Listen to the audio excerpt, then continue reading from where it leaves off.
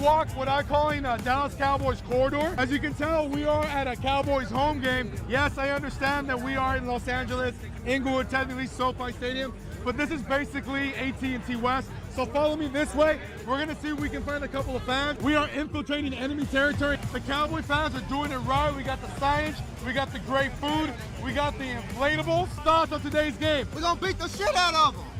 Woo! You see this right here? How do you feel about today's game? We better win, that's all I know. How do you feel about Dak Prescott after last week's performance? Dak Prescott has been very consistent with the division. He has took us back-to-back 12-5 seasons. You know what I mean? He has winning records above. You can say what you want about the past 7 years, but on our division, he has been owning it for years. Are you a Dak rider or are you a Dak hater? Before he broke his finger, I was a rider. Now, nah. They need to let him go now. You know Dak Prescott's watching this right now, right? Actually follows the CanFan podcast. Look. Go! Let's go, baby! Cowboys Nation, son! Let's go! Cowboys Nation represents! Cowboys Nation represents! Let's go! Get out of here! Crack 'em if you got 'em. Crack 'em if you got 'em, son. All day, every day. Crack 'em if you got 'em, Seattle. Here we are at Lumen Field. And is that a Harry Potter reference? Maybe. I don't know. I've casted a lot of Lumen spells. Lumen videos. We want to see Deuce represent. We want to see him repeat. I want some repeats. And I don't need 3 beats if they repeat. I don't need 3 beats. I don't need if 3 they beats. repeat. If they repeat. Let's go. You don't think we're gonna make the postseason? Maybe wild card. So this is Maybe wild card. This is where I'm like, I'm good for a good ribbing, but like to say we're not gonna make the postseason, now I can't even argue with you. Because you've oh god. You know it too. You know it. Who's your quarterback?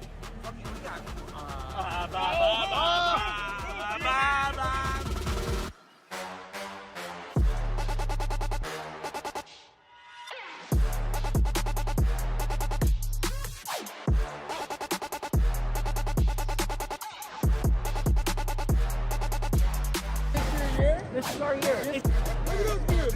Look at those dudes. Look at those dudes. Look at those dudes. Let's go! Let's go, Cowboys!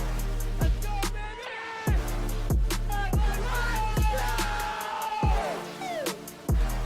Cowboys Nation showing up!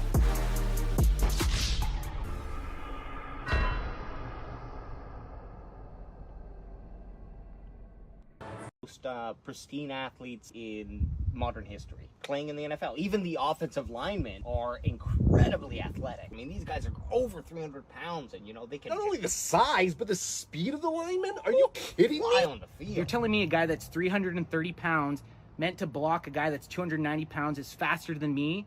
A sporty 240? High 240. High 240. High 240. I could beat any one of those guys right now, and I've drank a 6-pack. What? You're wearing Crocs!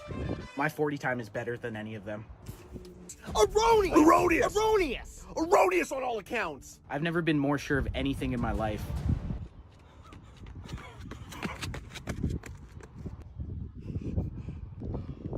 How'd I do? 13-5.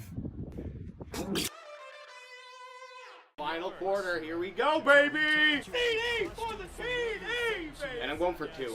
Woo! I don't know why my safety was just playing off so far. Tackle him! Yeah, well, I might be a boomer, but you sound like a pipsqueak. You don't even know how old I am. No!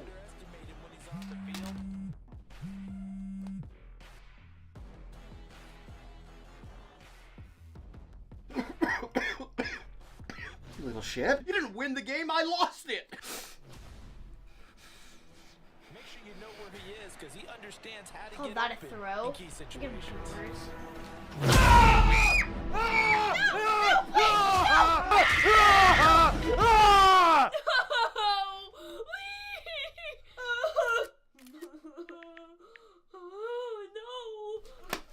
I might be old, but at least I don't still piss my pants.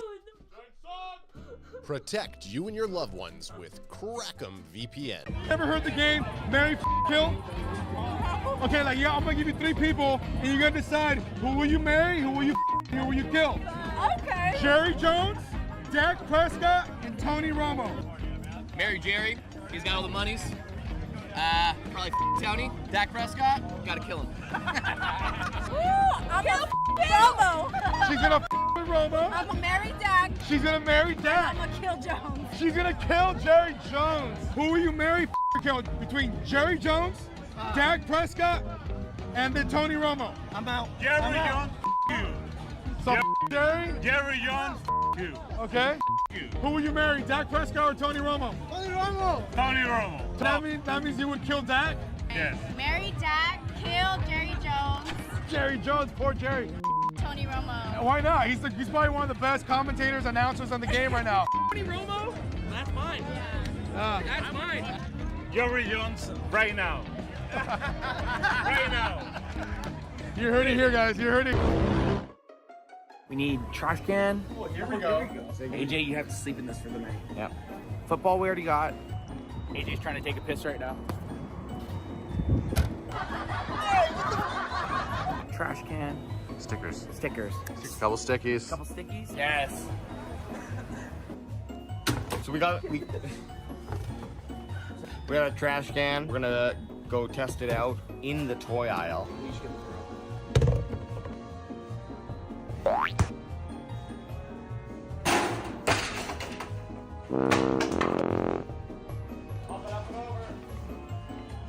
You're not getting it first try. He's not getting it. Give these guys a shot. They'll win a jersey if they get it.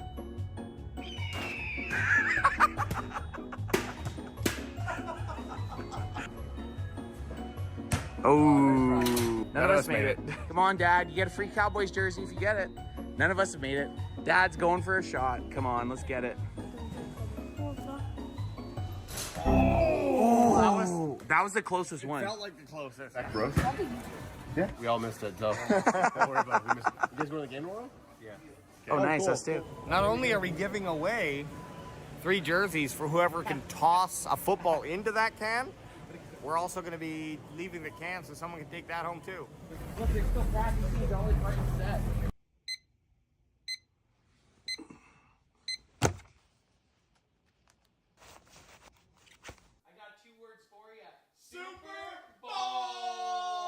Guys, what are you doing here? Game day, baby. Game day, baby. Woo! Kickoff's a month away. Yeah, but we gotta get our reps in. Yeah. They train, we train. Crack 'em, bro. No, it's 7:30 and it's a Wednesday.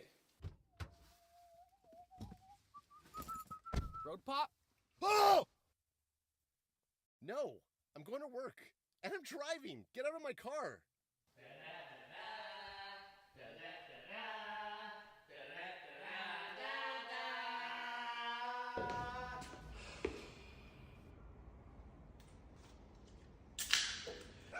That means we got him.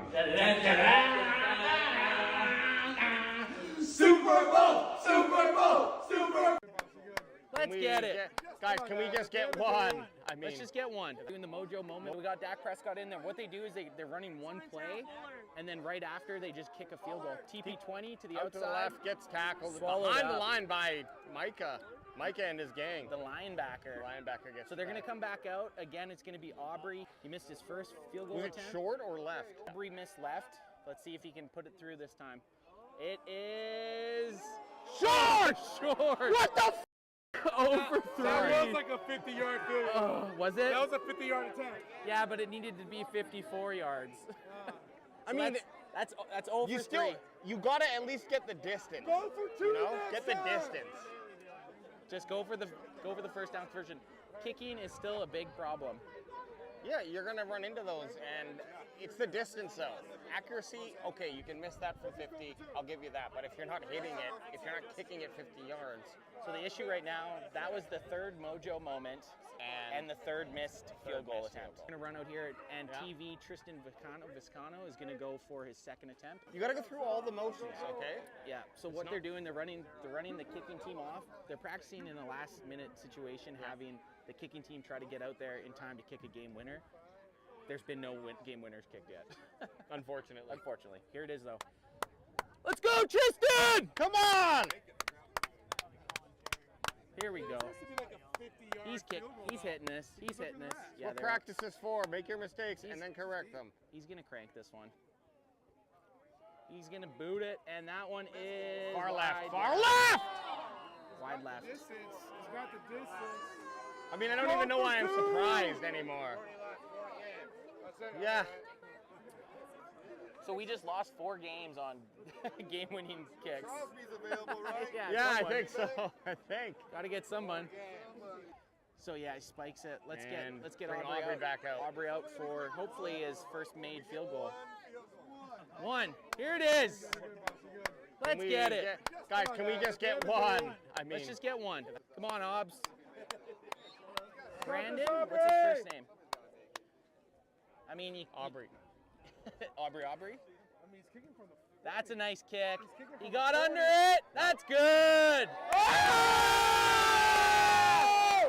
That's one. That's one. That was a nice kick. I don't think he has much leg though. Now just that was not. Now just do that every other time. Yeah, that was almost short. Yeah. But hey, you know what? I'm gonna take it. I'm gonna take it. What you just did, just rinse and repeat. Rinse and repeat. Okay, TV lining up. He's 0-4-2 right now. This is his third attempt. Kicks it and wide left. Get him off the field. Go for 2. This is looking not good. Well, I mean, look. I mean, at least it's not windy. I'm going back to the car. I'm getting my jersey. I'm going in. Yeah. Boots is hey, in. at this point, Boots. His nickname's Boots. His nickname is Boots. He's got to be good at kicking. I'm going in. I mean, I can't do any worse. Yeah, no doubt, dude. Yeah, get your kicking game. Get my jersey on.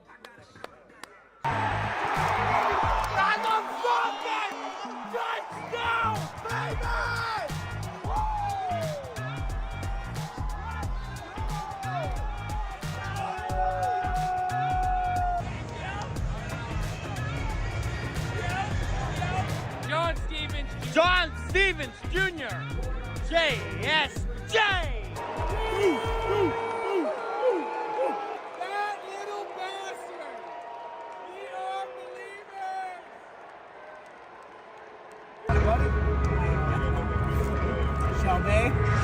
Shelby.com.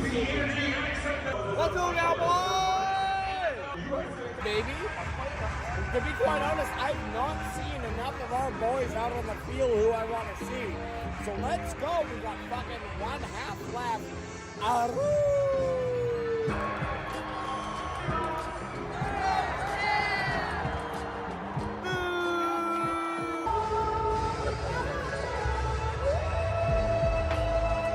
Be a fucking Eagle. So I wrote back, well, Jalen Hurts wants to be a Cowboy. Like, he... Yeah, did you show him the picture? Exactly. Like, what are you going on about? Yeah. These guys get drafted. That's their allegiance. They want to get fucking paid. They could have had Michael. They could have.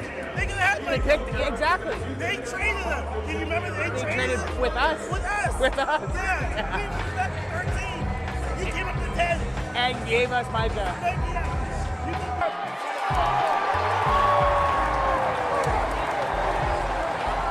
You mean? We're supposed to be practicing. We're supposed to be practicing. It's supposed to be fun. See the fact that I get it. Jalen Hurts had a great season last year. For me, before I crown him the best quarterback in the NFL or the best person that's ever been in the NFC East, I need to see at least another season of him doing it. Like, I remember the same shit with Carson Wentz. I think you see 16 games. I need to see one. I need to see him beat Dak Prescott. He's never beat Dak Prescott. Never. I need to see it. Get it. Toby. That's Toby. Toby, I'm telling you. WR4. That's Tolbert. That's Tolbert. Get that first down. First I'm a massive Tony Romo fan, right? Cowboys kicking now. Start the fourth. We're down. We're not caring about the score. We want to see some fucking action, baby. We want to see some fucking plays. And right now, I don't like what I'm seeing. I'm going to be honest. I do not like what I'm seeing.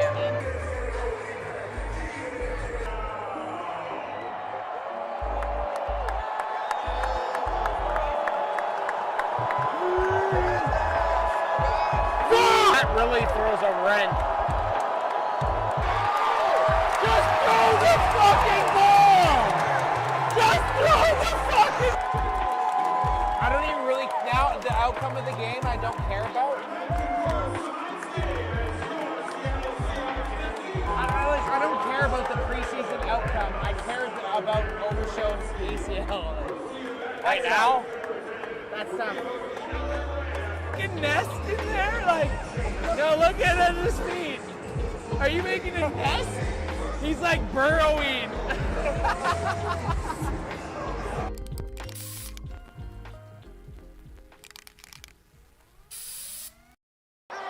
Woo! Let's go! There is a flag. Could be on defense.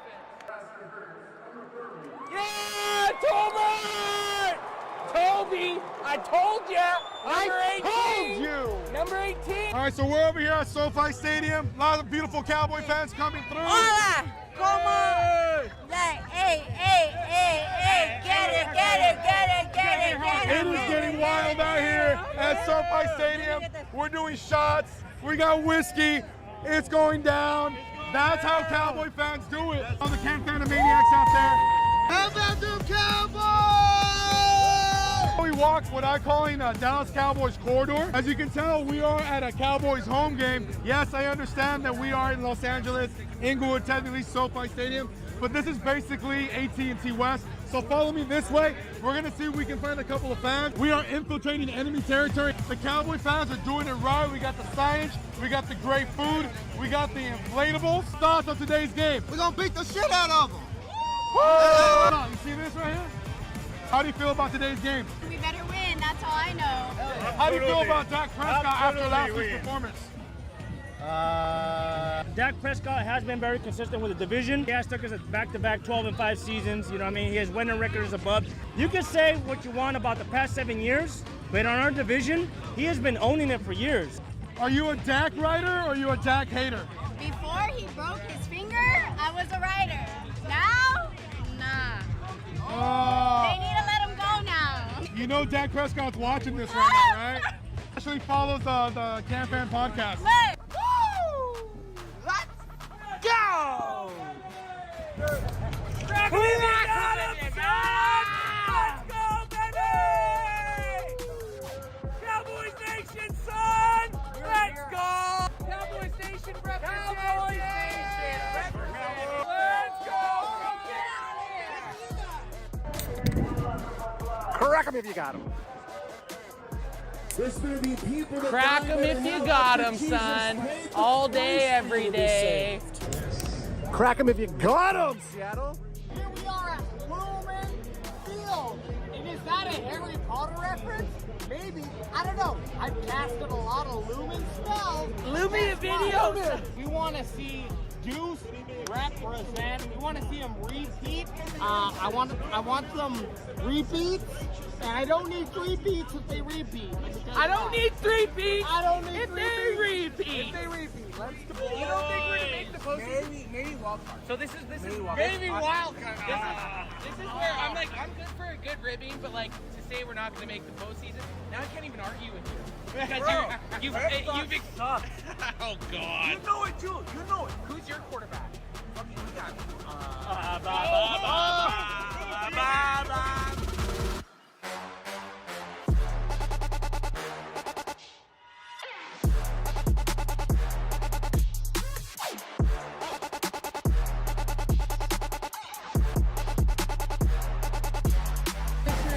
This is our year. Look at those beers.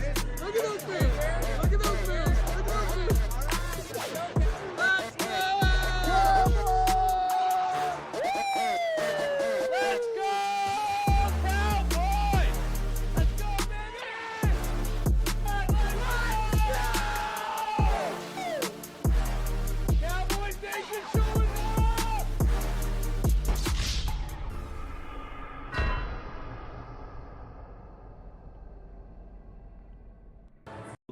pristine athletes in modern history playing in the NFL. Even the offensive linemen are incredibly athletic. I mean, these guys are over 300 pounds, and, you know, they can not only the size, but the speed of the linemen? Are you kidding me? on the field. You're telling me a guy that's 330 pounds, meant to block a guy that's 290 pounds, is faster than me? A sporty 240? High 240. High 240. High 240. I could beat any one of those guys right now, and I've drank a six-pack. What? You're wearing Crocs! My 40 time is better than any of them. Erroneous! Erroneous! Erroneous! Erroneous on all accounts! I've never been more sure of anything in my life.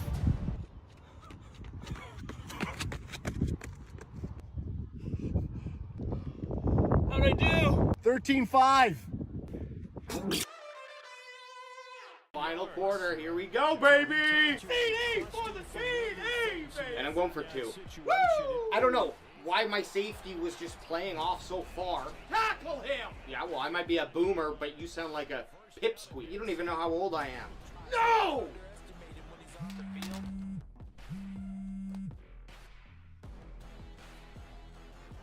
Mics, live mics, live mics, live mics, live mics, live mics. We have live mics, baby. It is showtime, baby. Hit that tune. Woo! Yeah. It is the Wednesday night Cowboys CanFan main event, baby.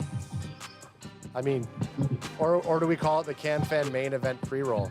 Well, it could be the pre-roll, it could be the post-roll, it could be we were late, we were early, but we made it. We made it, and we're here. You're right.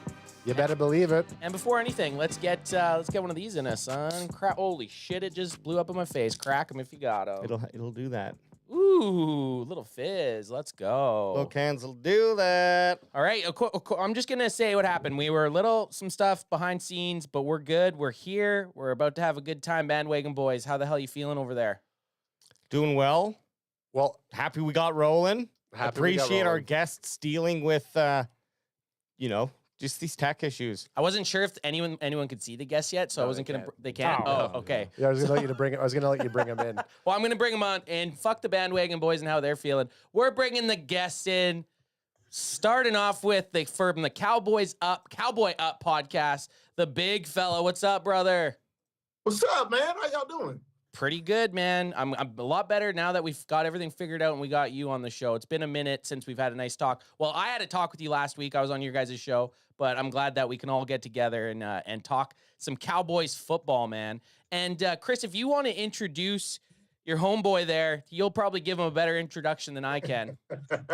All right, man. The CanFan and CanFan fans, man, I would like to introduce my player personnel director for the Cowboy podcast. I know y'all see that garbage on his wall and everything, but you have to look past that. His knowledge is wicked. So that's my man. Armando, I call him Kuiper. Nice. Z. Welcome. What's up, guys? Welcome. What's up? Thank y'all for having me, man. How do you have a Cardinals fan for your player personnel? Like, is that I mean, again, it's not sacrilege to say that, but like, how the heck? It's very simple. It's very simple. Oh, our other co-host, Mikey, y'all know Mikey, right? That's his son. Oh, no way. That's Crazy. Mikey's son. Crazy. So he came on the show once, and we were just talking draft and football, and we were loving his knowledge. So just like you guys, we do a draft show also. So this past draft show, Armando called 18 of the first 24 picks. Wow. He called 18 of them. All right.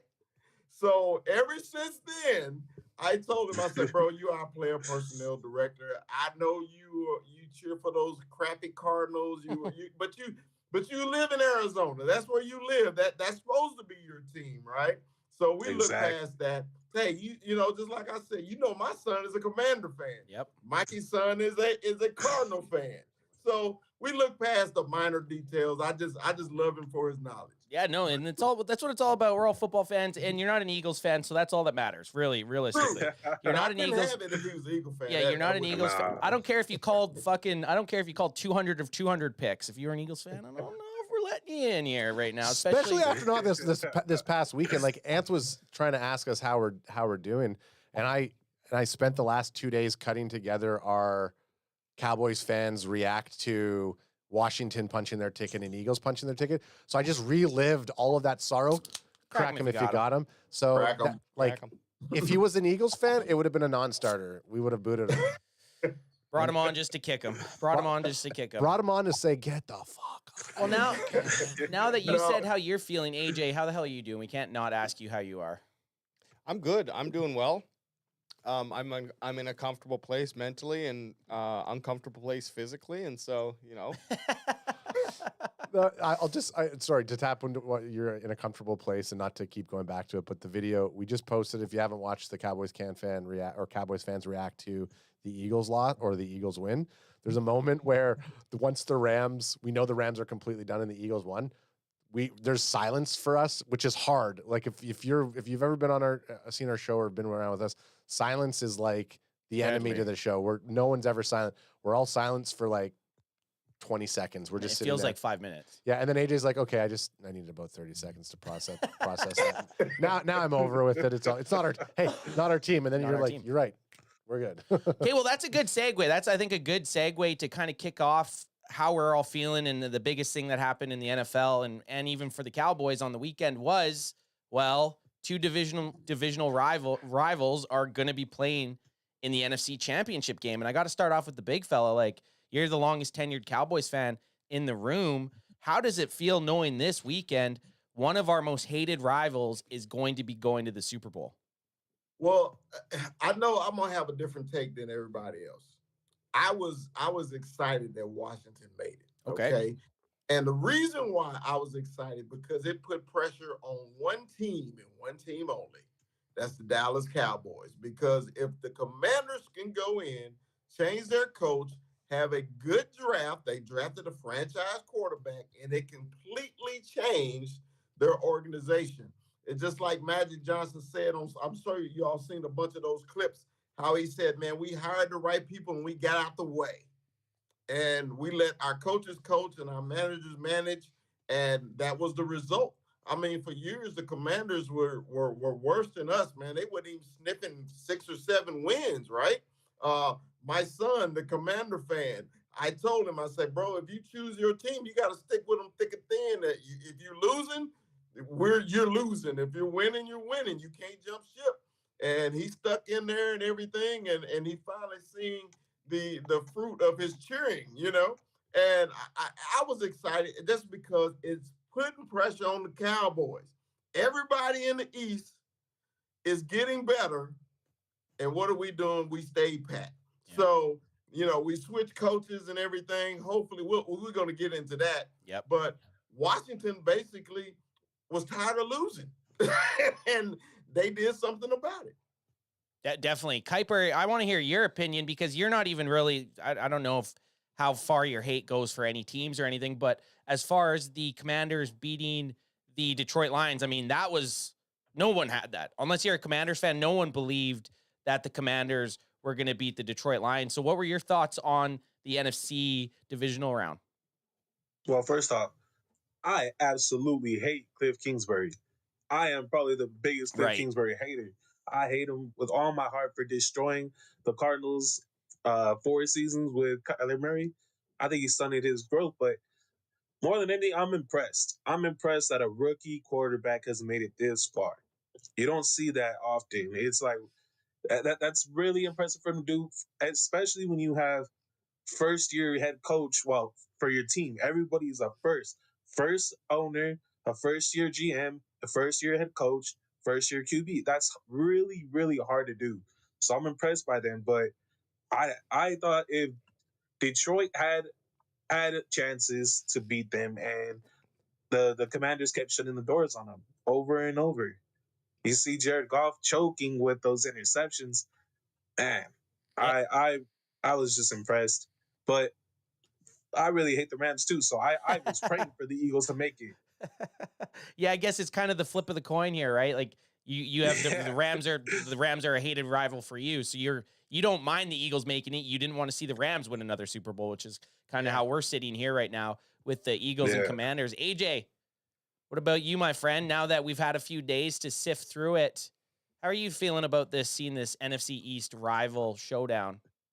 I mean, at least we can say we were in one of the hardest divisions, or the hardest division in the NFC now. I guess. Right. I don't know. It is. Is it a coincidence? Is it ironic? Don't you think? That's a little Canadian folklore for you. But that both our DC and OC from last season are playing in this game, and again, I just can't live with the Philadelphia Eagles Super Bowl. So I have to kind of lean into Chris's son side there, and de facto I am cheering there for Washington to win. It also I'm gonna make an argument for myself to so I can, like, if I do jump up and cheer, I can at least be like, oh, that was one of Dan Quinn. That's one of our ex-boys, our ex-Cowboys. We just need to throw money on the game. That's all we have to do. Throw money on the game. We have to throw money on the game so that we can just say the only reason we're cheering is because we fucking hate the Eagles and we're going to get monetary value out of a win for the Commanders. Ad, what are your thoughts on the NFC rival matchup that we're going to be watching this weekend? Commanders, Philly. I mean, obviously, I'm cheering against the Eagles, period. I think the Commanders are on a really nice hot hand in the playoffs. I think they're coming in with a bit more momentum than the Eagles. Don't like that we have to cheer for the Commanders.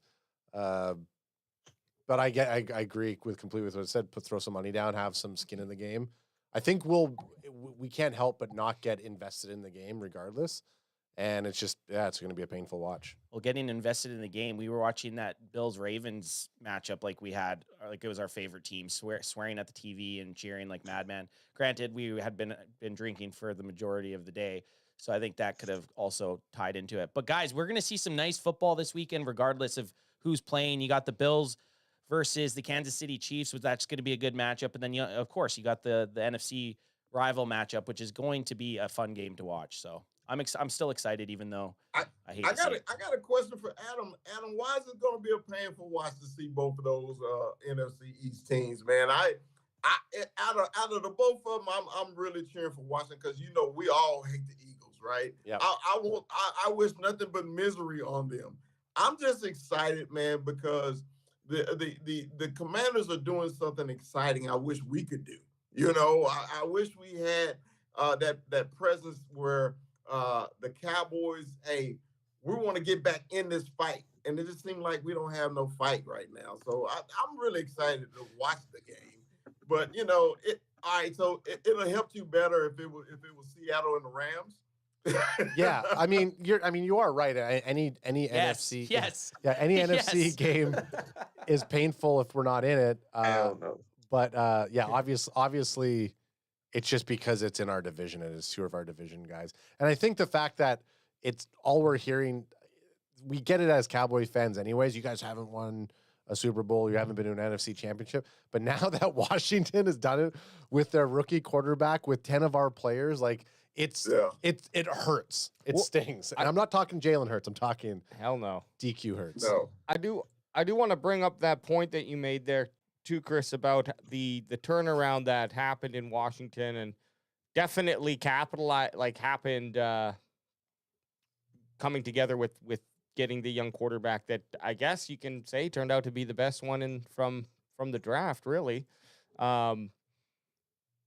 Cowboys are in an interesting place because you could kind of say, you could make the argument, okay, well, they did draft had the second pick in each round last year. And that is true, but realistically, Cowboys at 12, we don't need that quarterback just de facto by the contract, whether or not you believe we should replace Dak Prescott or not. So I think like the 12th overall pick kind of sets us up in a position to make those same types of decisions in the draft. It's really going to come together though with what they do in free agency, and that's going to be dictated by who we have coaching the team. You'd hope. I mean, it could all be just Jerry's plan, but that's the ultimate hope there. So it's funny because I agree. Cowboys have all the opportunity here to make a big change. They have no coaches on the roster essentially. Except Jason Witten. Except for Jason Witten. Yeah, he's been sleeping. He did have a sleepover with Jerry Jones. Unofficial. Yeah, it's Anthony, fucking official as far as I'm concerned. It's officially unofficial. They hired. Well, I think he's just, if they bring in Schottenheimer or Kellen Moore, the stipulation is going to be that Jason Witten needs to be some positional give him a coach. fucking towel. Have him wipe the goddamn. Just have him be on there. Before we get into the next topic, I just got to say this to Chris. Just real quick. You said, would it be better if it was the Seahawks versus the Rams? No, but it would have been better if it was Detroit versus the Rams over than what we're going to watch this weekend. Why don't we get 21 Armando 21's take on this? Because, hey, we just got a surprise run-in guest up in the show today. Back in action now that TikTok is officially back. The TikTok star himself, 21 Armando 21. What's up, bro? What is going on, fellas? Hey, 21, how much of your content had influenced TikTok being that ruling being reversed and being allowed to stay?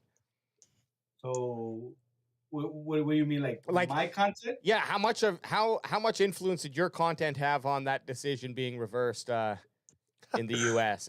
I'm arguing quite a bit, but you know. My boy Donnie, I think he's a big Cowboy fan, so yeah. You know, yeah.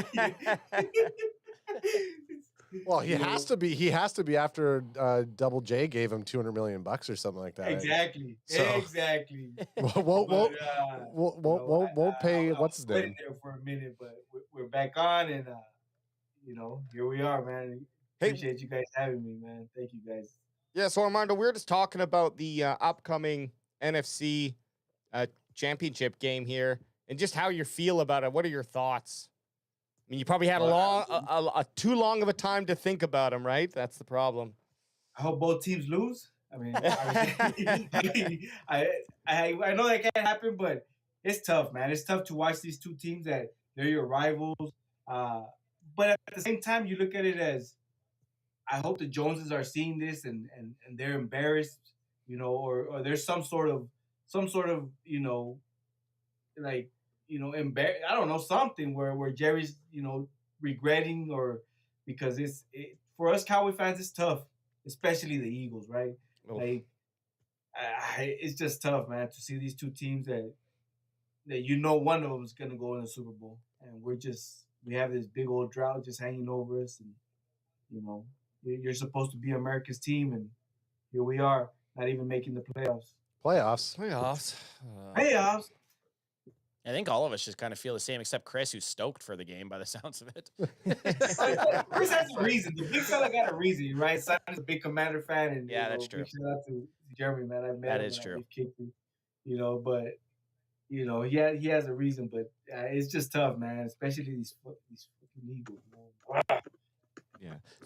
So I guess like everyone has kind of said, if you had to pick a team that you're going to be cheering for when they score, whether that's because it's positive points for the Commanders or negative points for the Eagles, you're happy Washington scores. I think that's a consensus, but just want to make sure we're on the same page there, Armando. We're saying we're cheering against the Eagles, not for the Commanders. Oh yeah, definitely cheering against the Eagles. Yeah, fuck them Eagles.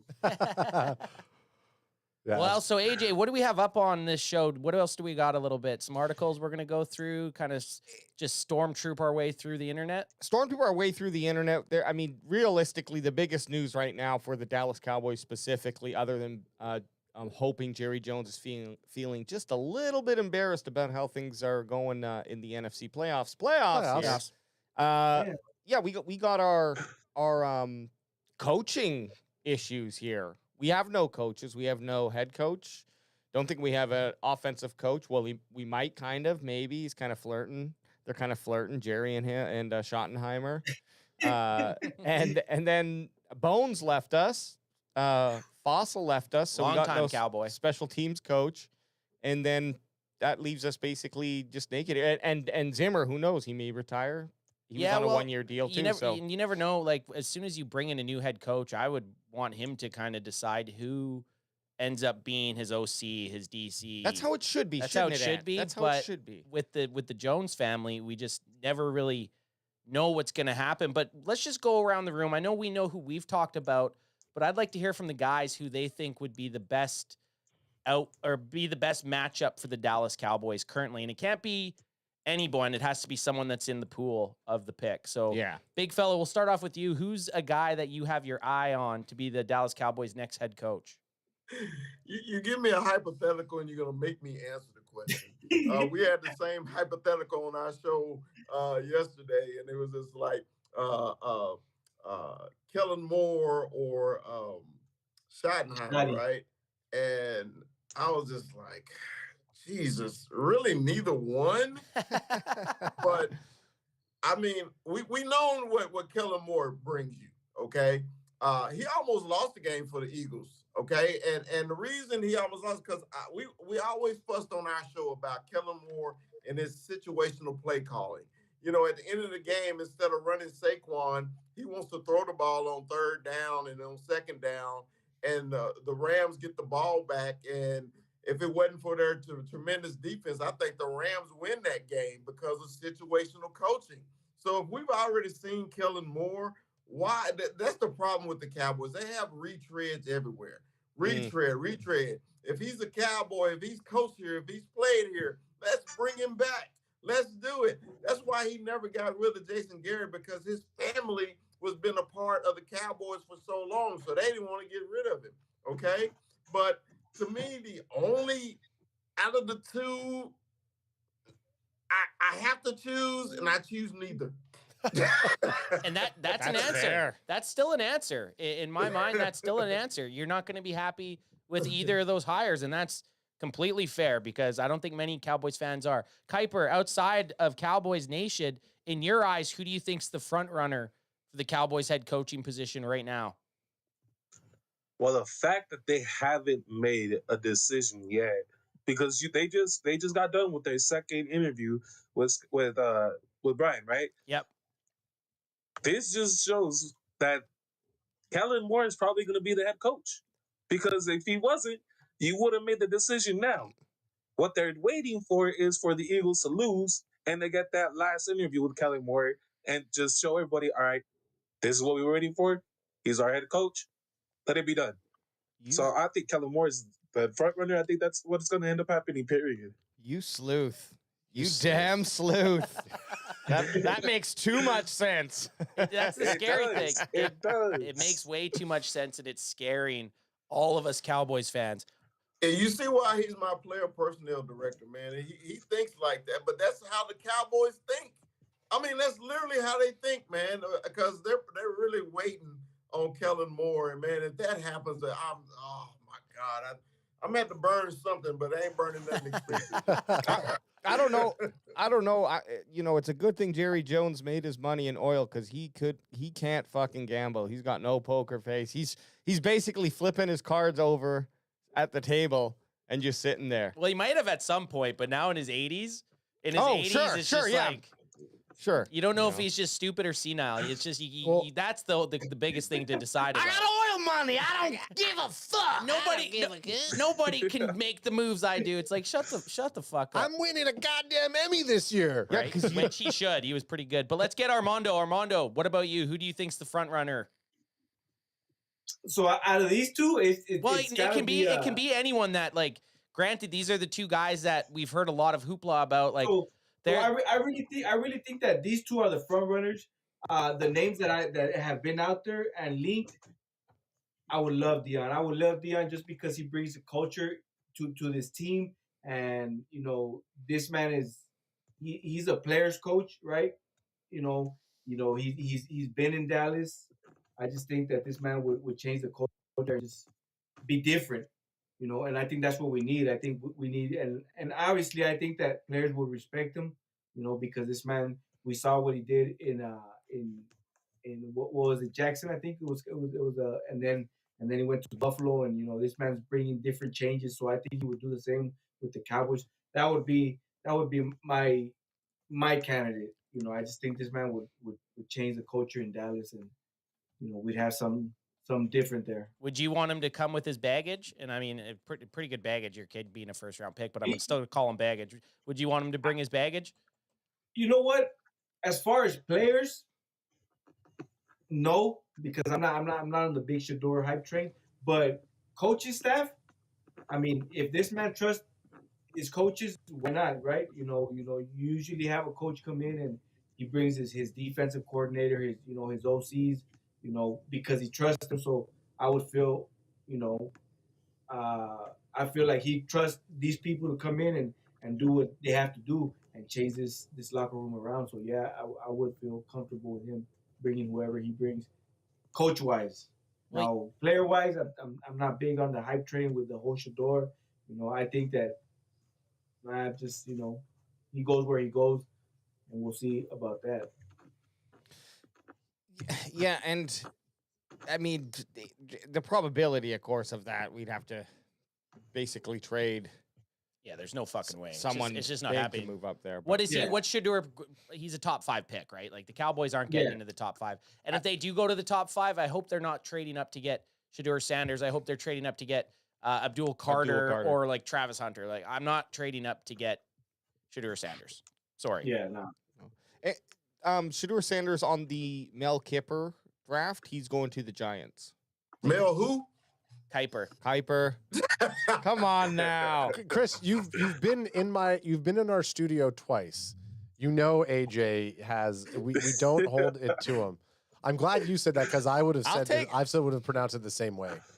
Hey, I love it. It's just a Canadian accent. I know what he meant.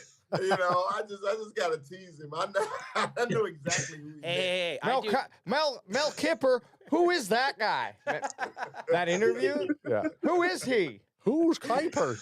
He's never coached a damn ball game in his life. AJ even have me calling my own team Michigan. And I know it's Michigan. I'm calling them Michigan. I was like, that is so wrong. Yeah, but that's their name now. That forever. We don't say Michigan. Me and Ad don't. It's Michigan. That's all we say. I know. Now. And the problem is when everybody looks at us saying it, they're like. But the trick is you don't even suggest. I'm a rebel without a cause. I do gotta say this though. One thing I think we gotta like. Kellen Moore is a bitch. I honestly don't hear anyone cheering about that as the opportunity, but I do hope that the decision makers, aka Mr. Jerry Jones, has the wit about him to consider what would that Philadelphia offense be if they had a lower top 10 running back in the NFL rather than Saquon Barkley. Because I don't know, but if you put Saquon Barkley on Mike McCarthy's team, we might be in a position to be going to the Super Bowl. He's just that big of a difference maker. And now that's easy to say in hindsight, and you can look back and say, well, perhaps the passing stats or how that passing game of Philadelphia was, they just relied so heavily on the running back that you're not really getting that true look. And that's fair. But I just take that into consideration. So I really hope they're looking at that and not expecting to come to Dallas with Kellen Moore and that play calling and expect the running back situation that we have here to accomplish the same goals. Like, do you guys think that Jerry wants to cater to Dak? Possibly. I think you honestly want to or not. I think you kind of have to. Who else are you building that team around? And if it is CeeDee Lamb, or that offense around, sorry, and if it is CeeDee Lamb, the ball still got to come from a quarterback. So de facto, it's like the passing has to be the attack there. I mean, because if that's the case, then it sucks to say, but that route is going to be Kellen Moore if he's going to cater to Dak, and it just maybe Schottenheimer. I think that's the second option, but I don't know, man. I don't know. And then Kingsbury, he's also still there, so maybe they haven't talked to him. Maybe they still want to talk to him. So because his name's been out. You don't want him. You don't want him. It's coming from the Cardinal fan, yeah. Trust me. But you're right. We don't want him. You're right. We don't want him. Doesn't it feel like if it's the fan consensus, Jerry's like, no, I'm not going with that. I'm going with the other route. So I feel like everybody's just on the hell no Kellen Moore, and that's what Jerry's gonna say. Nah, that's what I want. Yeah, I think like if we think of how Jerry Jones does his picks and where he goes, yeah, you're protecting your investment. What's going to give Dak Prescott the best chance? Is it going to be a system that he already knows and someone that he's already familiar with and has like a rhythm with in Kellen Moore? Kellen Moore can also be manipulated with whatever Jerry wants. So, you know, Jason Witten will probably show up on the coaching staff automatically. A lot of the coaches and the staff members that are there could probably stay intact, so no one's really losing their job. And Jerry feels like it's one of his own, and it's going to be like, look, we won it with a guy that I picked, and he was on our staff, and he was on our personnel as a player. So I mean, you know, the Cardinals fan already said it, but it checks all the boxes, and it's pointing towards. You had some detest in your voice there. The Cardinals fan. But you know, you sounded mad. You sounded mad, but I agree. Adam, can I answer that though, man? I think it's a cop out for the Cowboys. It's a cop out talking about, you know, that Dak can't learn a new system. He's a professional fucking quarterback. I don't care what coach is in there, man. If you run your offense, everybody has to learn the same thing. Well, when a rookie comes in, Jaden Daniels had to learn a whole new system from college. And he's almost in the damn Super Bowl. I hate when the Cowboys do that. Hey, man, Dak needs to learn this system. They make it sound like the dude can't even read or write. Yep. Come on, man. He can't though. Chris, he can't. He can't read or write. No, I totally, and I'm on the same page as you. And then this is like just where if I'm going to be internet sleuthing and I'm just hearing everything and where everything's pointing towards, it just feels like that's what they're going to do. I love when Chris yells at you. Chris, can you go back to just poking fun at AJ, please? No. We like it. We like what's happening. Yeah, yell at the pretty one more, Chris. Hey, he is kind of cute. Thank you. We did sleep under the same roof together. Yes, true. we did. This is true. 2 years in a row. That was his hot breath air that was keeping you afloat in that air mattress. You thought that was Murph sitting on your bed. That wasn't. Murph's dad's dog. Okay, guys, get your head out. Get your head out of the gutters. The other thing I want to know, because maybe it's just my algo, and when I search, nothing else comes up. But is there any whisper of any other team sniffing around for Schottenheimer, sniffing around for Kellen Moore? No, not at all. Think about it like this: if Schottenheimer don't get the head coaching job, he won't be a coordinator nowhere unless Mike McCarthy gets a job. I mean, think about it. If Mike McCarthy don't get a job and he don't get the head coaching job for the Cowboys, he's not going to have a job this upcoming season. He's not. And that should tell you everything about our coaching search right there. It should tell you everything you need to know, because he's not on anybody else's list for a head coach. And tell me why. Do you think that? Do you think? Tell him why, Adam. Okay. Because he sucks. He sucks balls. He sucks major balls. Do you think that the Brian Schottenheimer Shoddy? Do you think Shorty Shoddy's visor wearing interviews twice was a Jerry Jones thing or a Stephen Jones thing?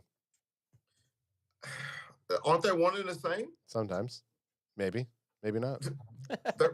They're one and the same. Remember, we used to man, we can't wait till Stephen Jones take over, and it seemed like Stephen Jones is worse than Jerry. Yeah. He is. You know, I really wish this would be a Will McClay hire. I wish they say, hey, Will, you go out and you always give us these great players. Find us a great coach. You know, you're not wrong. I would love that. I would love that too. But Jerry's not going to do that. Oh, you know. But as Cowboy fans, we should be used to this now. I used to try to defend Jerry. I stopped ever since the little interview about him trying to get the guy fired on the radio. Yeah. Ever since then, I just stopped defending him because it's not even worth my breath anymore. As Cowboy fans, we know what to expect, and it's basically nothing. No, Chris, that's exactly where I hopped off too, man, with Jerry Jones. When I heard that, and he did, and it wasn't so much that he had that heated moment. I could have accepted that, but then he basically doubled down on almost, I believe, twice after that, without any sort of like remorse. And then those guys, you know, just kind of shut up and put up on the next interview. So to me, that's like dictator BS. And it's for sure, he's the owner of the private organization that is the Dallas Cowboys and can operate how he wants. But he's got a lot of people who turn their back on him after this season. And we could have handled the shit decision making. But when you start treating the people around you as if they are disposable, you know, maybe it hits harder because we're, you know, any of us would maybe sell our soul to get that 105 job. I'm just saying. But, AJ, I'm kind of with you, man, because it's like this. Being a Cowboy fan is really tough, okay? I know you guys came into the party late. Adam brought you guys in. Okay? Whoa. I'm sorry, Anthony. Whoa. We are going to have to back the fuck up here. Got me a bit confused. Anthony brought you guys in, right? All right. I was born into it. My dad, my grandfather were Cowboy fans, right? So that's all I knew. And when I was growing up, dude, we were in the middle of a 20 straight years in the playoffs. I was in the middle of that. I was in the middle of 2 of the 5 Super Bowls growing up, okay? But when you know you have to continuously defend your team about our status. You know, our status used to be blue blood. Now only thing blue is our uniforms. Shit. Spitting facts. So, okay, quick question before we so we're all in agreement that we think it's going to be those coaches. I mean, when we hear that some of these other gentlemen are up for interviews, like we're probably done. There's probably going to be nobody else that's going to come to the table. Like there's going to be no Cliff Kingsbury interview. There's no one left. There's nobody left, right? There's no one. It does seem like it's going to be between. Kellen Moore, who are we going to hire? Yeah. Who's left? Yeah. Who's out there that we can? Jerry, we're not doing this again. We're not doing it again. Where am I? Nick Saban. Yeah, Nick Saban. Well, I mean, like, in terms of if Kellen Moore was our new head coach, where would that rank for this room as, like, is he one of the worst head coach hires? Who is worse than Kellen Moore? Dave Campo would be close, probably. I think. Dave Campo is 1A. Yep. So very close. The problem with Kellen Moore, unless he's been hiding a personality somewhere in his fucking pocket these whole years, what is he going to do? And you know, I was not here for the Garrett years, but I have watched a lot of his clapping highlights, and I do like them. But I've heard those comparisons, and it kind of makes sense. Like Mike McCarthy, very mild-mannered guy. I do think he controlled the team for as far as he could until he lost them. And then maybe he regained him at the end a little bit. I don't fucking know. It's always hard to break up with your coach, right? But with Kellen Moore, do you see him like commanding the team, or is he really just going to kind of be robotic and analytical and call plays off a sheet? This team seems like it needs some heavy leadership. We've had some moments in the past with some guys who, you know, I flat out, I think Dak needs some help with some of these guys to make them leaders, or help if they don't want to be a leader, at least have a leader to look up to. I don't see a lot of those guys being formed from that previous staff, and I don't know that a Kellen Moore staff is going to really help that situation at all. So I think like when we're talking about Deion Sanders coming in, who I'm not necessarily on board with, but in terms of what would probably invigorate more energy from the Cowboys over Kellen Moore, who might have better credentials and be able to call a better analytical offense, for all I know. Deion Sanders, as much as he might not have that experience, would be the better fit there. So, like, Kellen Moore's probably fairly down on the list in terms of making a change, making a difference. But he is high on the list of, like, keeping things status quo, basically. Yeah. Did the offense really change from him when Mike McCarthy was calling the plays? Like, maybe people could call some things out, but I didn't see like any revolutionary change, and I, don't expect that to happen with Kellen Moore coming back. Geez. Yeah. So we'll just talk until someone else jumps in sometimes. So Armando, when you're leaning in like that, just fucking say it, dog. My thing is, you get a Kellen Moore, and you have big egos in this group, right? You got the CeeDee Lambs who have their little pouting sessions. And how is he gonna, as a coach, do you have it in you? Because I don't see a Kellen Moore like a big guy, like a guy that's gonna command a room. So that's my thing, and it's just I don't see it. I don't see. We say we get another episode with CeeDee Lamb where he goes out to the side, and is Kellen Moore gonna be able to round that team back up? And I don't see it. Well, right? the only thing I'll say to that, Armando, and because we were talking about something similar to that on a past show. I mean, hey, look, we've been talking about coaches for like the last feels like 3 months.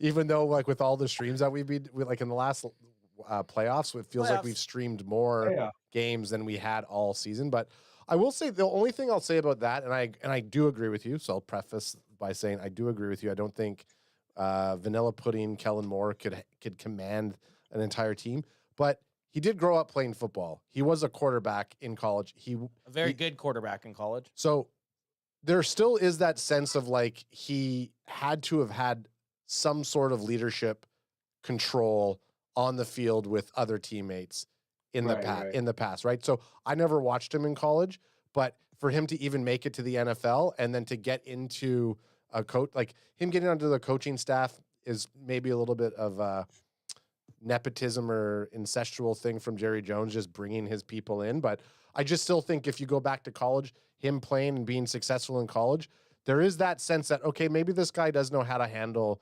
personalities. If God for fucking bid the Eagles go on a tear and they go further than the NFC Championship game, then he still has a little bit more credibility under belt, regardless of what we want to say of it being Sirianni or just give it to Saquon and that's it. Like there's not a lot of offensive prowess. Well, we got to see what happens in that game. Yeah, but I'm just saying, like, that's the only thing I would say about the Kellen Moore thing is that, he was a quarterback. I do think that to say what Alex was going off about, does he bring that same level as Dion? Absolutely not. But maybe that's where you see a Jason Witten come in and they're like, well, Jason Witten's going to be that guy that is going to start to evolve the culture for the team. Which would also head cheerleader, Jason Witten, welcome to the team. But I also think that that's 6 years way too early to bring Jason. I want to go back a little bit to what AJ was talking about, going through your algo and kind of seeing where else have we seen like the Jason Witten name pop up besides nowhere. West Side Academy, actually, high school is other high school teams. His other high school teams in the area. Maybe nowhere. You haven't seen it anywhere. So our 3 coaching candidates, nobody else wants to even come close to touching them. Ben Johnson, who was the biggest sought after free agent coach, the Cowboys didn't even reach out to offer him an interview. Maybe because they knew he wouldn't come over, but. You still do. You still just throw a fucking bone out there and see if you can coax them. I know I still said that wrong. Into coming over to your team, but no, classic Jerry Jones in the front office to just go for what they're comfortable with. That's what's tough when you have an owner who doesn't even consider what is I guess the hot commodity.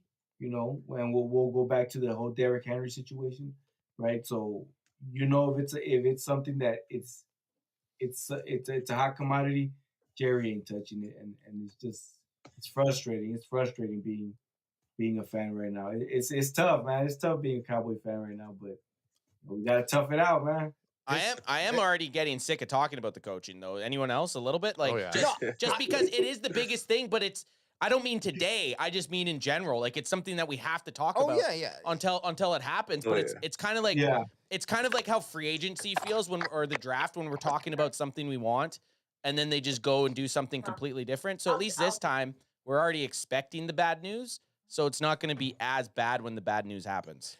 I actually want to throw to Kipper just to change things up because the man's name is on the legitimate list of potential QBs.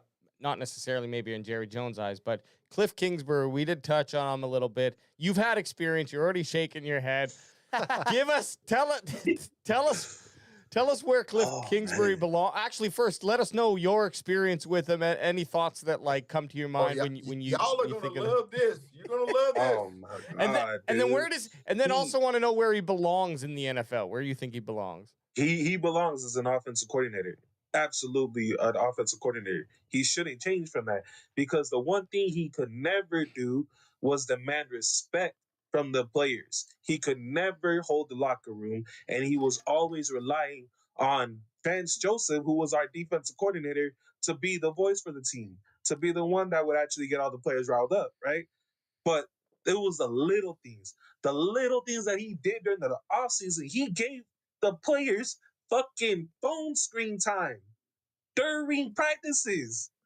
He would give them a specific time to go be on their phones. He'd call it screen time. That pissed me off so much. Like a daycare? Yeah. He kept it like if he was still in college. He kept running it like it was college football, and he was playing with the college kids. But he was just, you don't want this guy. He's a great offense coordinator, but he kept everything to where he would delegate certain things to certain coaches, and it never worked. Never worked. I feel like that's you just explained my fear for Kellen Moore really much better than I did. And it will happen, yeah. Kellen Moore is gonna need a professional head coach, somebody who had experience to come and help him with that shit. Hey, who's the shy little kid in the corner? Oh, that's our head coach, Kellen Moore. Exactly. Don't look him in the eyes. He'll get piss nervous. himself. He'll piss himself. Kellen Moore could technically feel like he would be that substitute teacher who goes into like a really troublesome class, and the kids just fucking take advantage of him. And the TV, the CRT TV that you wheel in is broken. Yeah. Fucking throw shit at him. Does Kellen Moore, real quick, does Kellen Moore even remind you of any leader of men? And he actually played quarterback. Yeah. So I played center my whole life. In a huddle, the quarterback demands attention. He demands everything, respect and everything. And then you just look at Kellen Moore, you're like, oh, dude, shut up. I'm changing the play. Get out of my headset, nerd. Get the fuck out of here, nerd. How are you supposed to respect your head coach? Right? How is he supposed to respect Kellen Moore? Yeah. Totally. Well, and so back on the click, and yes, you know what? Kellen Moore's the one guy you're like, oh, the reason he's a fucking coach is his dad's. So the reason he's a fucking quarterback is his dad's the coach, so his dad's making him be the quarterback. Yeah. With Cliff Kingsbury, though, the Cardinals was his first coaching job, right? Head coach. Head coaching job. Head coach, yeah. Yeah, so in the NFL, period. Yeah, first job. Was that when Kyler Murray came in? He came in specifically for Kyler Murray. Okay, so we changed everything for Kyler. Okay, so possibly he made a lot. I mean, obviously he made a ton of bad decisions. I'm thinking he's now in another area where he saw a seasoned coach who's been a head coach, then he's been a coordinator, now he's back in a head coach, sees how he kind of commands the locker room, and possibly maybe he learned some stuff. And I'm not defending Cliff Kingsbury because I don't even know the guy. I'm just saying, yeah, fuck. But out of shoddy Kellen Moore or Cliff Kingsbury, I fucking probably would take Cliff Kingsbury because he has the experience as a head coach. He's been fired as a head coach, so he doesn't want to go back there. And then he's come under a team where he's completely revitalized culture. So it could be a good thing out of those three candidates. Like, I would be more taking Cliff Kingsbury than fucking Kellen Moore or Shoddy. You know what? It kind of Kingsbury and I'm a Kingsbury guy. And Kingsbury and Nilla Puddin. Yep. AKA Kellen Moore. They kind of are like Pokemon Yellow and Pokemon Black or whatever, or I don't know. Can't remember the guys. It's like the same game, but just different.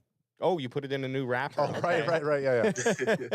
Hey, guys, we can get mad at not having a real coach in the NFL and just kind of wait around until that actually happens, and we can start discussing from that point on. And what sucks is we're just talking about our head coach. We still got defensive coordinators and offensive. You know, it's just Which we can't. Which we don't even know. Like, who the fuck is Kellen Moore-Bridge? Yeah, don't worry. They'll be bad also.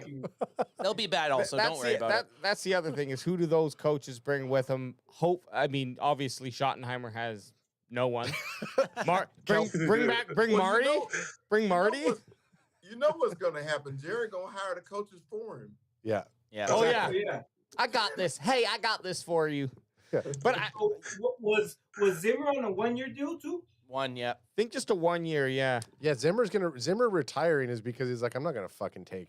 I ain't gonna take any fucking orders from that little puke. I wouldn't mind if Zimmer came back because I think at the end of the season, everyone seemed to start to click, and if he does have such a more complex defensive scheme, maybe next year we'd start off a little hotter, and that defense could be something special. But might not be that way. Without the injuries. Yeah. But at this point, just give Zimmer the team. Like, just, hey, Mike, you can just have the team right now. Or it would be very Cowboys of us to just rehire Mike McCarthy, who doesn't seem like he's getting a fucking head coaching job anywhere else. I was about to ask that could happen. How do you guys? Hey, Big Mike doesn't look like he was a big hot commodity. Yeah. Let me just go test the waters, Sherry. Hey, Jerry, just want you to know I sunk the raft and I need to be brought back in. Bring me back, Jerry. Bring me back, Jerry. But look, the next step after coaches here is free agency. And, you know, I just want to change the conversation up. Maybe talk a little bit, if there's any dream free agents out there for you specifically. I know, we might not be looking into this too far because a lot of these guys could be re-signed before they even hit the market. But just wondering, is there anyone out there in the free agency world right now that you think the Cowboys should go after and go after hard? And I'm not talking about Jerry Jones all in. I'm talking about a legitimate all in. Let's try to. I like the way you said that. Hard. Yeah. But for me, yeah. Let me start it off in Khalil Mack. I saw the news earlier, and this man still kind of wants to, but Khalil Mack is, you put him on one side and Micah on the other, and man,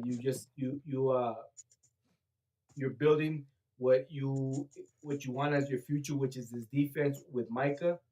So it's definitely that defense and Khalil Mack, and on the offensive side, T. Higgins, you go get another top receiver to help CD and release some of that pressure.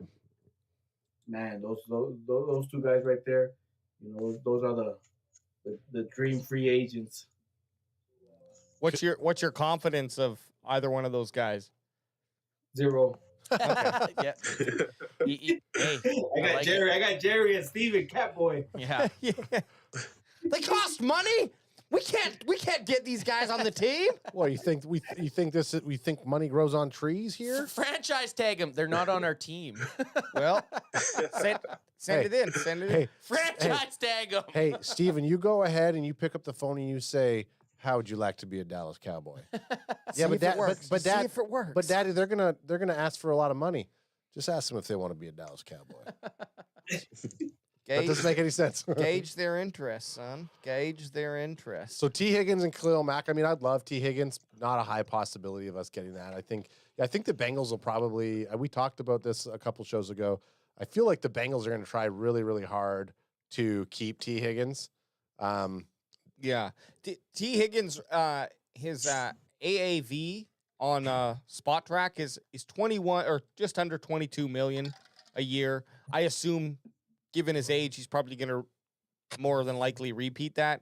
Khalil Mack, 19.2 million. He's getting a little long in the tooth, though. 34 years old. Young man compared to me. Totally. But I could see him maybe not demanding that same value. So out of the two, Khalil Mack would be awesome. And either way, I like both of those picks because what it allows us to do is at least check off some sort of need. And it's obvious that maybe defensive end isn't a huge need right now, but you saw what happened last year with some of those injuries, and it's always nice to have another dog up on deck there. So I like that. Mac I've not really thought of. How about you, Chris?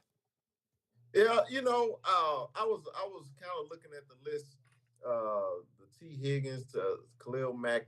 Scroll down just a little bit, AJ. Yeah, who do you want? Don't show them anyways. You got to just know the list, Chris. Hang on, let me bring up this other list. It's got more. I know Cowboys. I don't know free agents from other teams. There we go. Here, I got another list here that's a little better. There we go. It wouldn't be bad for offensive tackle in free agency also. Our offensive line, I know we had 2 rookies on there, man, and we don't know what Zach Martin's going to do. Right now, our first round pick is really not first rounding at all. He's more like he's playing like a 6th rounder. Offensive line in free agency may be a great possibility. I don't really think they would go after a big name receiver like T. Higgins, which I would absolutely love did that happen, but I really don't think they'll do it, because they got to issue out money because they still got to pay Micah too. So right now, I think they're just going to focus in the draft at wide receiver. But in free agency, I would be looking for an offensive lineman and a defensive end. And just kind of like a guy for a couple of years on the O-line? Be fine with that? Yeah. I mean, there are some dudes, and like you mentioned, Zach Martin, we got to figure out what he's going to do because it'd be great if he came back for 1 year. I actually think he still has a year on the contract, doesn't he? No? It's been voided? I think he's up for it. He's up, baby. Okay, well. Yeah, but he's a free agent. If he did, he'd probably re-sign for the equivalent, I would guess, another $10 million. He's going to the Commanders. Oh, my God. Oh, man. Way to ruin the legacy. Right? That would absolutely kill me. Oh, yeah, man. Kipper, how about you? Any free agents standing out for you in the Cardinals? Yeah, or just in general? Yeah, Mr. Player Personnel. What do you got? yeah, Caper, tell him. Shit, man. For the Cowboys, I think, too, like, if I'm going to go defense and offense, man, I would look for B.J. Hill and Najee Harris. Because B.J. Hill's a big DT run stuffer, been an obvious weakness of the Cowboys for quite some time. And you put him next to Mozzie Smith. You don't know if you're going to get Odigizua back, but I think BJ is a better run stuffer than Odigizua. And then you re-sign Rico Dowdle and you get Najee Harris. You have the power back that you've been missing for quite some time. He's going to help you in the red zone, But for the Cardinals, I want Trey Smith. I want Trey Smith really bad. Trey Smith, who? Draymond the Smith? guard for the Chiefs. Oh, he's not. Oh, there he is. Trey Smith guard. Oh, he's a young gun. Oh, yeah. Okay. He's good. Hey, someone write this down. Write that down. We'll send it to Jerry. Screenshot it. Send it to Jerry. Mail it to him because that's the only fucking thing he checks is mail. He doesn't check email or anything. Put it right next to his sausage McMuffin. Yeah, first you got to get past the 18 salt shakers that he uses to put on the McMuffin. But my biggest thing, I think the Cowboys have so many guys going to free agency that I'm going to stay in house a little bit. I want them to re-sign Jordan Lewis, man. I think Jordan Lewis needs to be a guy that the Cowboys target this year. And I know it's boring, but that's how the Cowboys are. We're not going to get any big name free agents. I'd be very, very surprised if we do. I know there were some talks about Micah Parsons saying, I'll get paid less if we bring in some outside guys.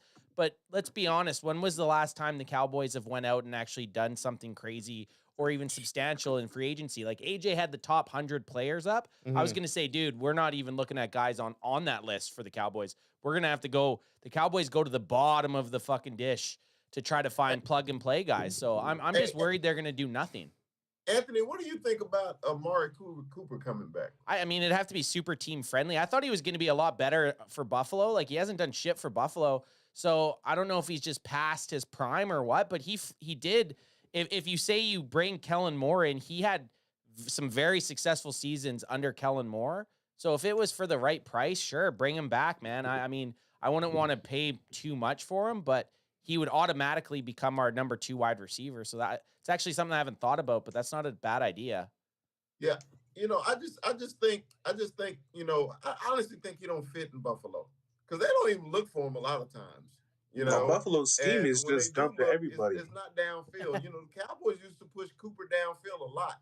But, in Buffalo, it's like he's doing a bunch of out routes, slants. He's not going downfield. How old is he? Excuse me. He'll be 31 in the 2025 season. Amari Cooper will? Yeah. So, he's still, as a crisp route runner. Oh, yeah. That's not that bad. Like, you can still, and if you're not, he wouldn't be coming back to Dallas to be the number 1 guy, right? So, I wouldn't be against it. Honestly, I kind of like that idea.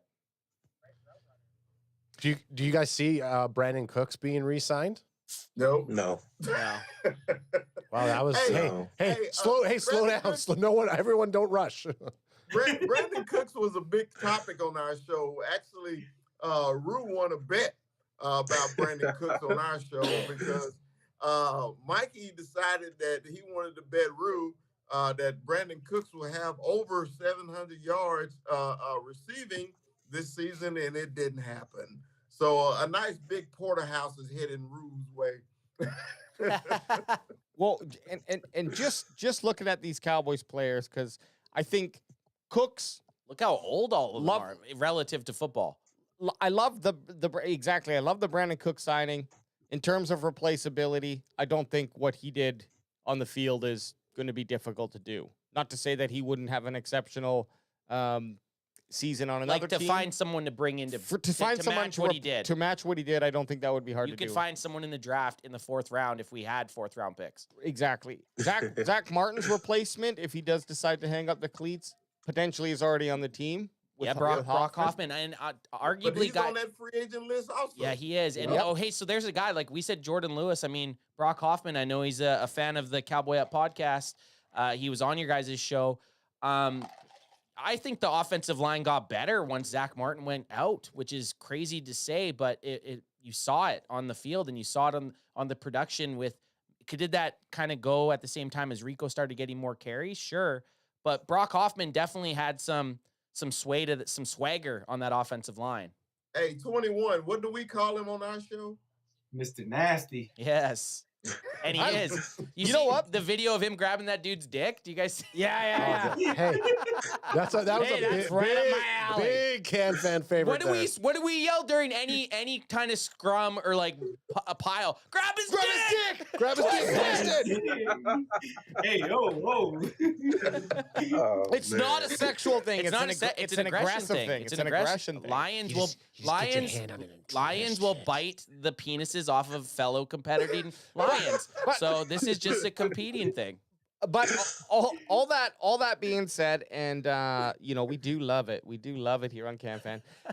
We do like his nastiness is something that I think can elevate him above a skill on skill competition. If we're gonna have a guy out there who's a little bit better than him but doesn't have that nasty streak in him, I want Hoffman out there pushing some guys around and jabbing some eyes and yes, twisting some cock. Dick grab. Okay?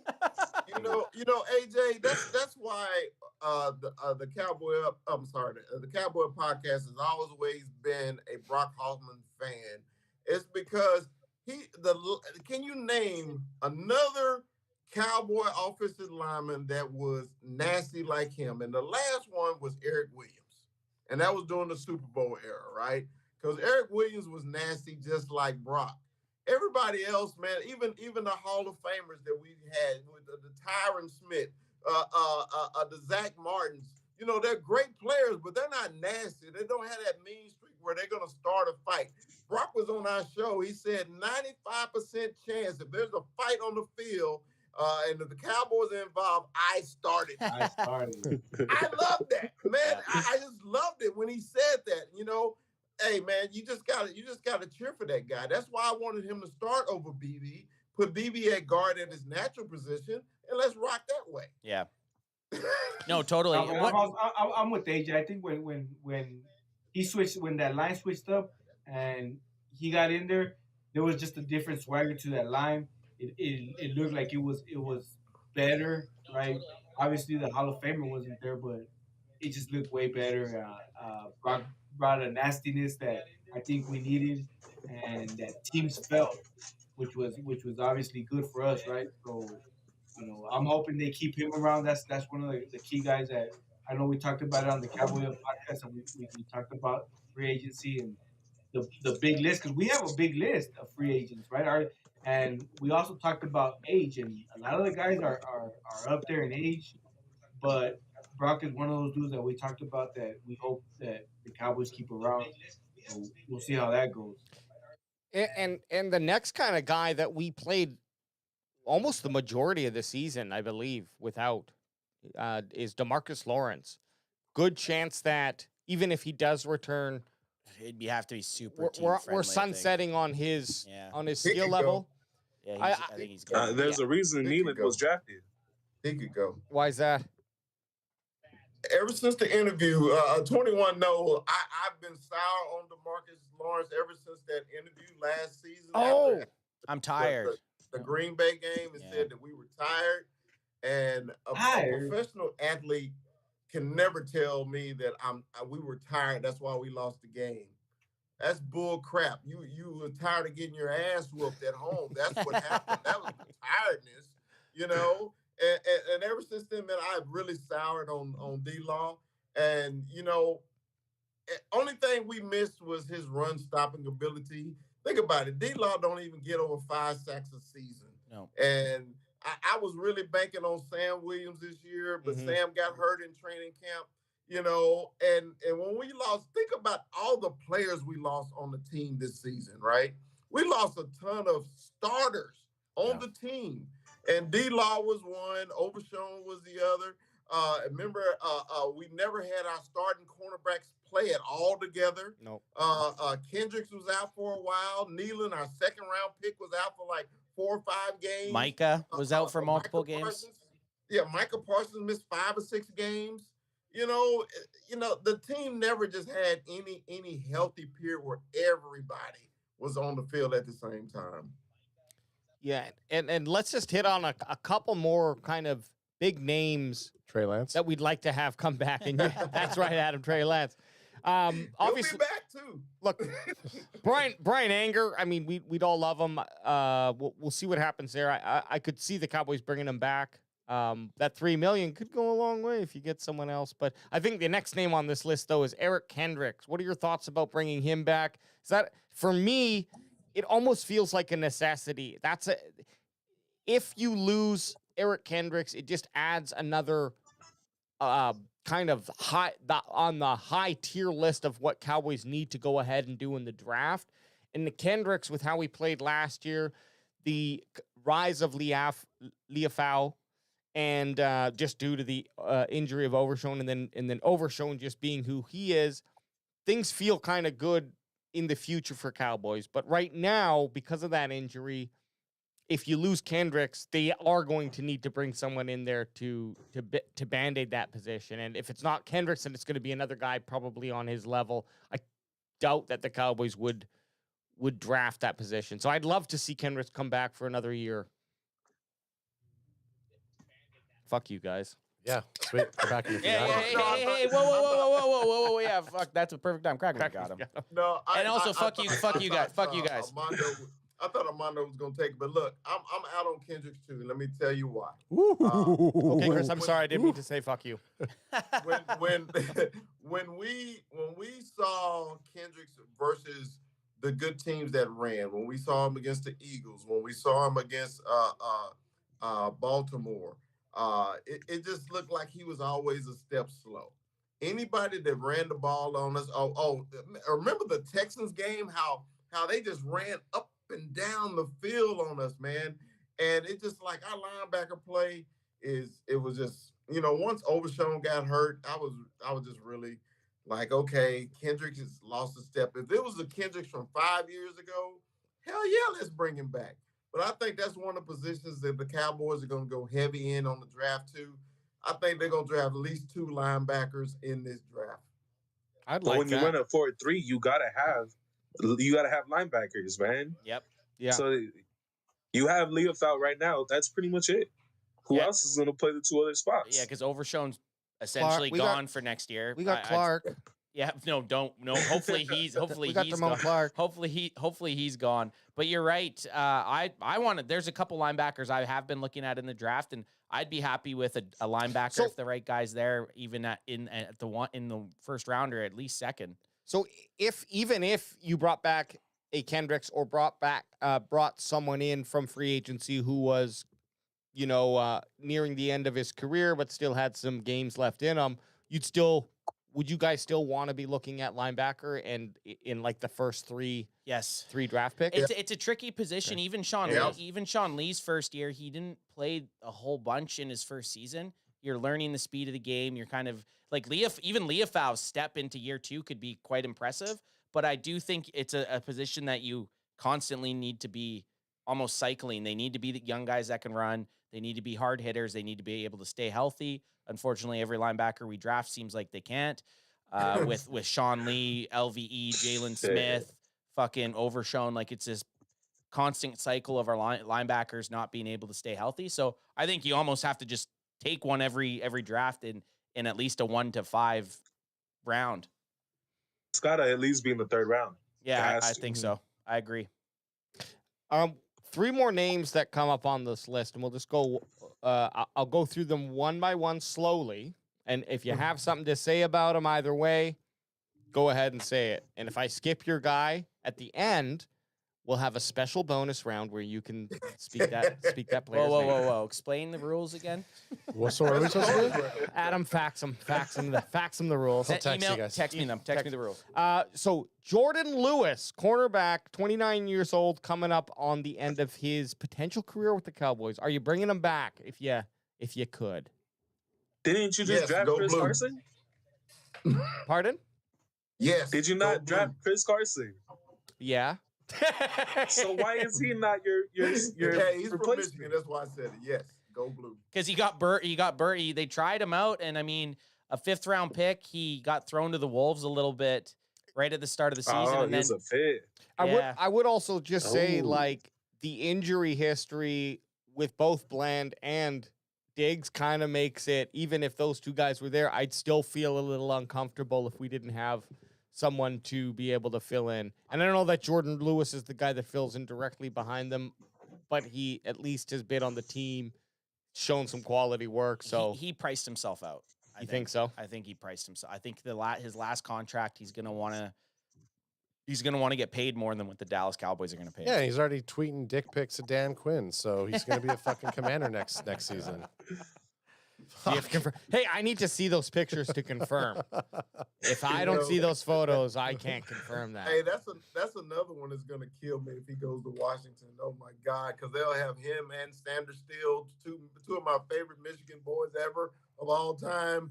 On the Commanders, that would really kill me. What are you taking? Would you want him back then, Chris? I would, but he has outpriced himself, and that's just because, man, he's a veteran. You know what we're gonna get when he gets on the field. He's gonna cover the slot, which is the hardest place to cover anybody. And I just love him, man. I love Jordan. I loved him when he was at Michigan. I love him with the Cowboys. They tried to replace him a couple times when he was hurt. They always said Jordan was too small. But you always notice when Jordan is on the field, he's gonna make plays. Yeah, I'll overlook that your mispronunciation of Michigan, but that's okay. We'll talk about it later on. My apologies. What about this dude? And he's been someone I think who's been we've really enjoyed over the CanFan years here. Cooper Rush. Sorry. It's Trent Sieg. No. Yeah. Osa Odigizua. No doubt, baby. No doubt. Priced himself out. He did. But would you want him He's back? Gonna get paid. Yes. Anyone that I think priced themselves out, I think is a yes. I would love to have back. But I think you're seeing some of the guys that were signed last year, especially when you look at it. He only had a $1.3 million contract or something like that. He gone, man. If any of these guys on this list are more gone than the other, it's Osa. He's going to get paid a lot of money, and I don't think it's going to be by Dallas. Jenkins Gaming has asked a few questions, and I put them on the screen, but it is Can relevant. we- Well, it's can we relevant. just finish this? Well, it's Okay, relevant. okay. Are any of these guys franchise taggable though? Yeah, Like all of them. so, what Yeah, would like I what guess. what would those tags be on like a Jordan Lewis or? It'd be the top. It's like the average of the top 5 or something like that. Like it's exceptionally high. I don't know if you franchise tag Big Zo. I don't think he's top, that level of price worthy. No, but that's hard. And if you did franchise him, it defeats the purpose because it's like, well, then just sign him for a long term, So that you're not actually Exactly. if you franchise tag him, it's directly against the cap, right? I believe that's how it Yeah. is. So it almost hurts you a little bit in a position like running back or like you said, Osa, who might not be a top 5 guy, but now you're going to be paying him like he's a top 5 guy. You'd franchise, say, if you can't come to an agreement with Micah Parsons, you'd franchise him because then that would be relative. The contract that you'd be giving him on franchise would be relative to what you may sign him for, probably a little higher. A franchise is just a stopgap to you figuring out their actual contract, in my mind. Yeah. But it's not like, I wish it was like you could franchise a guy for the value, for the previous value, or something like that. Are you guys all like, would you bring Osa back though? If you could? Yeah. But it's not like, I don't know. I think if you're gonna, I think there needs to be a new scenery for the DTs. It hasn't been working, and you need a big boy in there. Yeah. I feel like Mozzie Smith and Odigizua were the same kind of 3-tech pass rushing type of DT. You need to bring somebody in to actually be the nose tackle, the big run stuffing guy.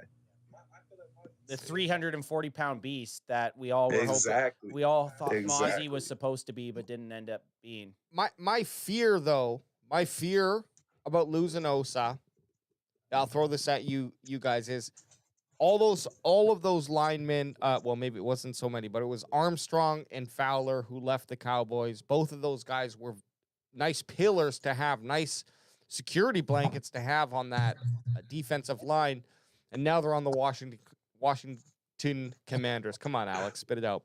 They followed Coach DQ over there.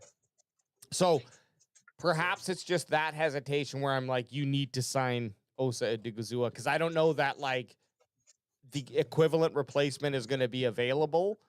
And you could just see the Cowboys saving money and going with someone who is such a lower quality. So that's just my initial reservation right there.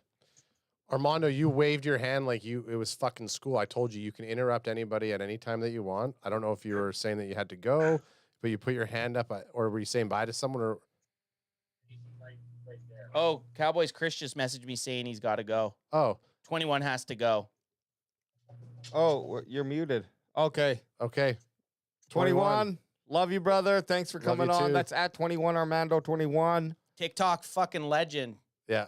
The sole reason that they're trying to ban TikTok. Yeah, because he's too hot and for it TV. doesn't work. It didn't work. He's too hot for TV. See you, 21. See you, 21. Love that, dude. And the final guy here on this list then is Rico Dowdle coming up. Did he price himself out with that little kind of excursion? depends. He got 1,000 yards, baby. I think he's out of the guys we just talked about is the most realistic one to be able to bring back. Yeah. Because running backs, especially ones that are injury prone and have only had one good season, shouldn't get paid a lot of money. So I think the Cowboys should be able to match whatever he's going to get. And why wouldn't he want to stay in Dallas where they gave him a shot if it's like the same amount he's going to make somewhere else? Well, if they lose Rico, they have no choice but to draft running backs, and they got to draft more than one. Yeah. Because these retreads they keep trying to run through to relive their glory years, it's not working, man. The NFL is not for long. You got to always be young at that position. That's the one position on the field. You always need to be young and always need to be drafting one. Yeah, and I don't think he's going to have a really big market. I mean, how many teams are going to be looking into the draft rather than free agency? Because this running back class is very stacked. Oh, yeah. This running back class, I'd say last year's was really good too, but this one, there's some heavy hitters coming into the NFL draft this year for sure. Yeah. And so what do you think of Cowboys going out, getting Dalvin Cook, and I believe at the time, and I could be wrong, but Cowboys still would have had a chance to sign this guy regardless. And then Hunt coming in, returning to KC, and just running amok essentially for the few games that he was the lead back there. And of course, he took a little bit of a back seat once Pacheco returned, but still. Well, it was upsetting to me because Kareem Hunt was sitting out there for 6 weeks. Yep. Yes. He was sitting out there for 6 weeks. I was like, when they were looking for running backs in the offseason, I was like, what's wrong with Kareem Hunt? What is wrong with Kareem Hunt? Nothing. Everywhere he goes, man, you can tell he makes a difference on the offense, right? Totally. And when Pacheco got hurt, I was like, well, KC is not going to miss a beat. He's not going to miss a beat. And they sat there and oh, my God. I'm trying to be politically correct, but fuck it. They pussy pop their way around and don't get nobody. Yep. We sit there and then after the fact, you see Kansas City get him, and he's just being productive. It's so frustrating, man. I remember when I made my video, I'm like, are we really certain that our front office is going to do what we think they should do? And the answer to that is always obvious, no. But even if you guys got Kareem, right? Was he ever going to have the same role that he did in Kansas City? No. Exactly. No. But and Kansas City has those 3 monsters in the interior, so that made his job a lot easier. But it would have been more fun watching him than watching Zeke or Dalvin Cook for his one game. Well, yeah, those eight rushes we saw from Dalvin Cook this year. I mean, we were live. We were live for that game. Big fella, you were there too. That's where he got his predominant carries, was against San Francisco when Rico Dowdle was out. So. I just forgot that, like, towards the end of the season, I forgot that Dalvin Cook was even on the team. Like, it's like, what the heck happened here? Just eating up cap, eating up a roster spot. Oh, man. Just fucking hanging out. Well, guys, we have a good question in chat, super chat, and it's by Pack Attack. Yo, off topic, I'm curious, what Cowboys legend would you choose to watch a Cowboys game with? Crack 'em. I think that's a great way to finish off on. Yeah, and we can change it up to Cardinals, great. But also, if you answer the Cowboys, great. Just no. He has to answer. The super chat says Cowboys. Super chat says Cowboys. Great. We know you're going to say Anquan Bolden or Larry Fitzgerald, so we can skip it. It would be the Gazelle or Kurt Warner, but we know he doesn't have beer, so you couldn't pick Kurt Warner. Yeah. Okay. But we'll start off. Let's get our guest answered, and then we'll hit us up. I mean, for me, and I'm gonna jump in here. No, do you want me to wait? Oh, you said guess. Okay. I just totally ignored Ant and then clued in 10 seconds later. Go ahead. Well, if it was me, Chris, I'll answer. my first person is no longer living. It would have been Harvey Martin for me because I was so big a Harvey Martin fan. The first guy to have 20 sacks in the NFL season, should a co-MVP of the Super Bowl, should be in the Ring of Honor and should be in the Hall of Fame. But living, it always got to be Roger the Dodger, Captain America. Nice. I like that answer. I'm gonna go with Emmitt Smith, man, because he was a Cardinal too. Hey, that's a good pick. All right, AJ. That's the connection. It's your turn. Well, you know what? I was gonna say a pick, but I think Ant's gonna say it, so I'm not gonna say it. No, you have to. You have because no, because I changed my mind. I started thinking because of that. I don't think it's gonna be who you think. Then after. Okay, we'll talk after. I think Michael Irvin, and the reason is you can do cocaine together. I want the cocaine in him. I want the free meal from the Playmaker 88 because you know we're getting that. But y'all hate the wings, though. You hate the wings. They were awful. You want to go Playmaker? They didn't even. It's the beer, Chris. I want the damn beer. Adam and Alex looked at the wings, and I was like, "You guys want one?" They're like, actually, we're pretty." You know what? Full. I just had a drink. You know what? I'm full, actually. Yeah, they didn't look good. But when you know a wing doesn't look good, it doesn't taste good either. I want the off the record stories. Give me some stories from the 90s Cowboys, and like just field shit. Okay, whatever. There's great documentaries. Give me the fucking locker room. Give me the hotel. Give me the hey, we're drinking a couple drinks, watching a game together type of story. Yeah, exactly. So hey, real quick, I'm gonna tell you something, man. I was on Super Cowboys show, and he had the Go Fetch It guy for the 90s Cowboys on his show. okay? After that show, man, he told us some stories that blew my mind. I was like, we knew some of it, but this guy knew everything because he was the go-get-it guy. He was the go get the girls, go get the burner phones, go get the cocaine. That's the fucking guy. That's the guess. Guy. Did you just unlock a Cowboys legend for AJ? Chris, the go get it guy? You had this dude on your show. Obviously, he didn't reveal much information. On the show. Off air. Off air.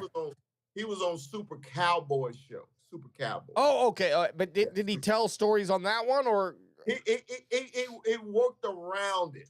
Okay? Yes, I get it. He didn't name any names. Yeah, okay. You can put two and two together. Stories, I'm telling you. I'm not going to tell you what it is, but I'm telling you what it is. Ad, who's your guy? I'd go Jimmy Johnson. Fucker. You son of a bitch. Well, hey, guess what? You son of a bitch. Hey, guess what? Don't let me go before you, ho. Looks like we're getting drunk with Jimmy Johnson together. Yeah, because I do want to hear. Jimmy, this is my annoying brother.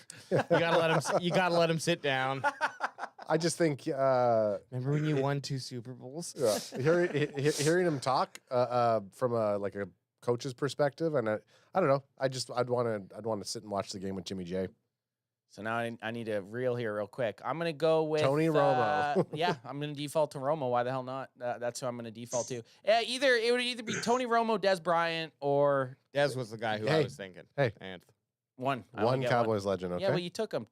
Tony Romo. It would be Tony Romo. Tony or Sean Lee. Yeah, I thought Sean Lee, but I don't think he drinks beer. It's Tony Romo. It's Tony Romo.